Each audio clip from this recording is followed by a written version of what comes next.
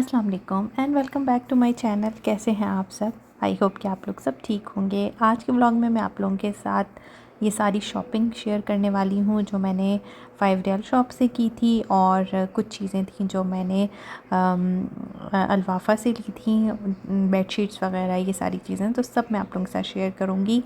और यहाँ पर ये 5 रियाल शॉप से जो ये शॉपिंग होती है ये मंथ में एक दफ़ा लाजमी होती है, क्योंकि मैं टिश्यू पेपर्स और डिस्पोजेबल चीज़ें सारी मैं वहीं से बाय करती हूँ। अगर ये ग्रॉसरी के टाइम में लूलू पांडा या कहीं से भी लूँ तो ये बहुत एक्सपेंसिव पड़ती हैं। टू बी ऑनेस्ट, आप यहाँ से ले लें और ये चीज़ें जो है ना वो अच्छी क्वालिटी की मिल जाती हैं। और कोई इसमें ऐसी कोई ब्रांड की या इस चीज़ की बात नहीं होती कि भाई आप किसी ब्रांड की ही लेंगे तो चीज़ बहुत अच्छी मिलेगी। अच्छा, खैर, इसके बाद जो है मैंने यहाँ पर इस कैबिनेट में ये सारी चीज़ें अरेंज की थी। डिस्पोजेबल बर्तन मैं यहाँ पर इसलिए नहीं रखती हूँ कि इस कैबिनेट में जो चीज़ें जैसे लंबी होती हैं वो आसानी से आ जाती हैं, बड़ी चीज़ें, क्योंकि इस कैबिनेट में पोर्शन नहीं है। ये इसमें इस तरह की चीज़ें जैसे फॉइल वगैरह है, ये सारी चीज़ें आ जाती हैं।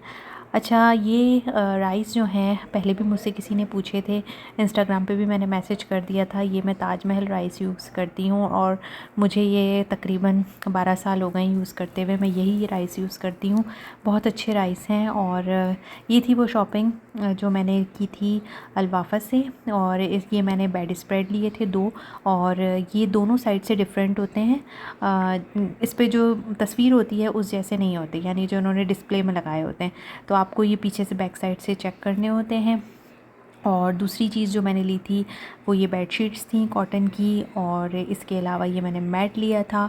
और ये मैं तब जाती हूँ लेने के लिए जब ये चीज़ें ऑफ़र में होती हैं, और वंस इन अ ईयर ही लेती हूँ मैं ये। जैसे रमज़ान से पहले ले लिए तो फिर रमज़ान में ये यूज़ कर रही होती हूँ, वरना फिर रमज़ान में अगर सेल लग गई तो रमज़ान में ले लेती हूँ। तो लास्ट ईयर ये हुआ था कि रमज़ान से पहले सेल लगी हुई थी, इन्हीं दिनों में रमज़ान से पहले ले लिए थे।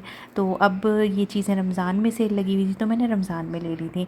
ये टॉवल्स वगैरह हैं, ये आराम से आपका साल निकल जाता है। बाथ टॉवल हो गए, ये चीज़ें हो गई, तो बार बार ये चीज़ें मैं नहीं बाय कर रही होती, और वेस्ट ऑफ मनी भी है कि हर वक्त सेल तो लगती रहती है, लेकिन मेरी एक ये प्लानिंग होती है कि भाई ये चीज़ें मेरी रमज़ान में और ईद पर बड़ा अच्छा लगता है ना। ईद पर तो सारी चीज़ें नई नई हों, और फिर आपका थ्रू आउट द ईयर ये चीज़ें आराम से निकल जाती हैं।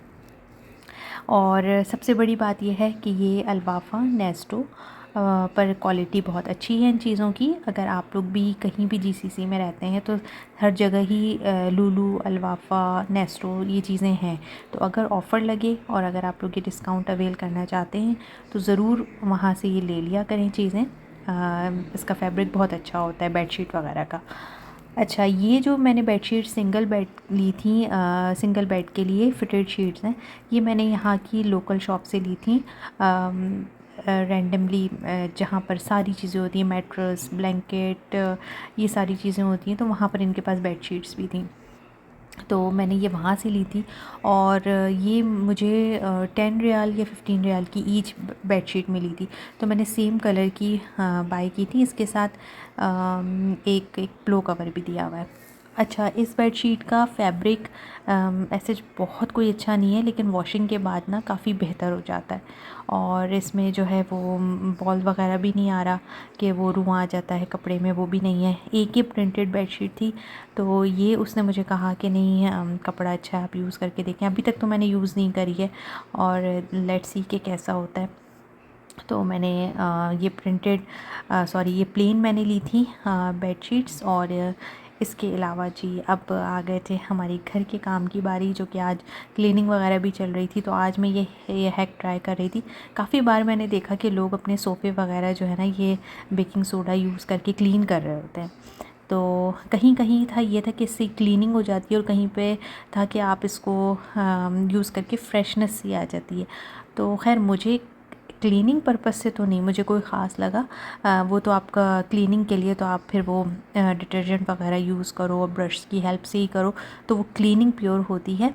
लेकिन अगर आपको फ्रेशनेस के लिए और बस एक फ्रेश लगे कि हाँ भाई, तो उसके लिए ये ठीक है। थोड़ा सा स्प्रिंकल किया आपने और वैक्यूम कर दिया।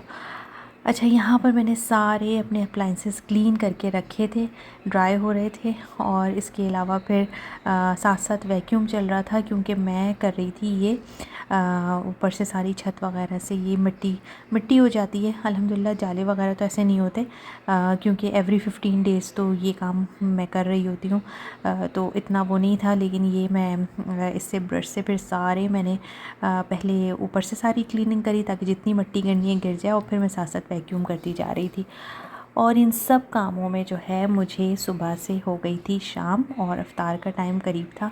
तो चीज़ें बना के रखने में जो है ना बहुत आसानी होती है। एंड के रोज़े थे, तो बस ये चीज़ें वगैरह बना के रखने में ये आसानी होती है कि फ्रिज में समोसे, रोल और ये चीज़ें हों, और एक आध चीज़ कोई बन जाए। तो मेरे पास ये कीमा रखा हुआ था, थोड़े दिन पहले मैंने डम्पलिंग्स बनाए थे, तो फिर मैंने कहा चलो अब ये टॉर्टिला रैप भी हैं, ये ट्राई करके देखते हैं रेसिपी। तो टॉर्टिला रैप पे जो है मैंने ये कीमा लगाया, इसको मैंने फिर जिस साइड पे कीमा था उसी साइड पे डाल के कुक किया। कीमा जो है वो चिकन का था, जल्दी कुक हो गया। और इसके बाद इसको मैंने कवर कर दिया। कवर करने से ये भी फ़ायदा हुआ कि एक तो आपकी कीमा अंदर से पक जाएगा जल्दी, और रोटी जो है वो मॉइस्ट रहेगी। और उसके बाद इसको टर्न किया, ऊपर से चीज़ डाल के दोबारा इसको बनाया, तो ये अच्छा बन गया था मज़े का। और इसके अलावा जो मैं टॉर्टिला रैप्स वगैरह बनाती हूँ और quesadilla वगैरह, वो एक अलग चीज़ है।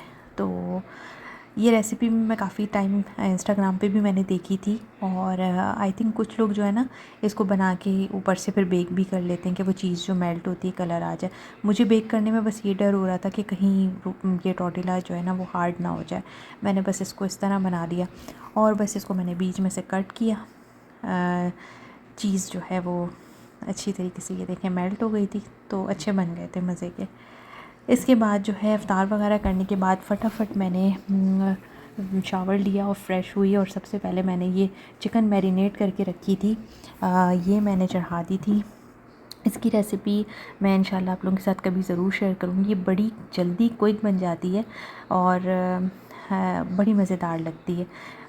ये थोड़ा सा ड्राई होती है, और मसाला इसके ऊपर होता है लेकिन ड्राई होता है। इसको पराठों के साथ, पूरियों के साथ खाएं, बड़ा मज़े का लगता है ये। और मैंने इसमें थोड़ा सा टमाटो पेस्ट भी ऐड किया था, और हमारे यहाँ ज़रा सबको मसाला, ग्रेवी, इस तरह की चीज़ें चाहिए होती हैं, तो इसलिए मैंने ये डाला था, और कलर भी अच्छा आ जाता है इससे।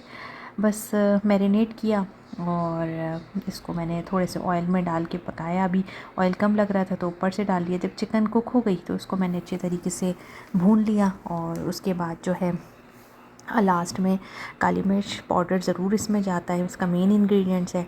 हरी मिर्चें डालना चाहें तो आप डाल लें, थोड़ा सा हरा धनिया डाल लें। कोयले का धुआं देना आपने बहुत ज़रूरी है, क्योंकि उससे खुशबू बहुत अच्छी आएगी। बस ये हमारी मज़ेदार सी चिकन जो है वो झटपट मिनटों में तैयार हो जाती है। ये नाश्ते में, आप ईद के नाश्ते में जैसे चिकन सर्व करना चाहते हैं एक आइटम, तो ये उसके लिए भी अच्छी है, दावतों के लिए भी अच्छी है, और ऐसे ही आप बनाना चाहें तो भी अच्छी है। अच्छा, मैंने कभी ये वाली बेक करके नहीं बनाई, आई थिंक बेक करके भी अच्छी लगेगी। और बस ये तैयार थी, और हम जो है वो फिर नमाज़ के लिए चले गए थे, तरावी का टाइम हो गया था। तो बस यहीं तक था मेरा आज का व्लॉग अच्छा लगा है तो like, share and subscribe my channel. Thanks for watching, take care, अल्लाह हाफिज़।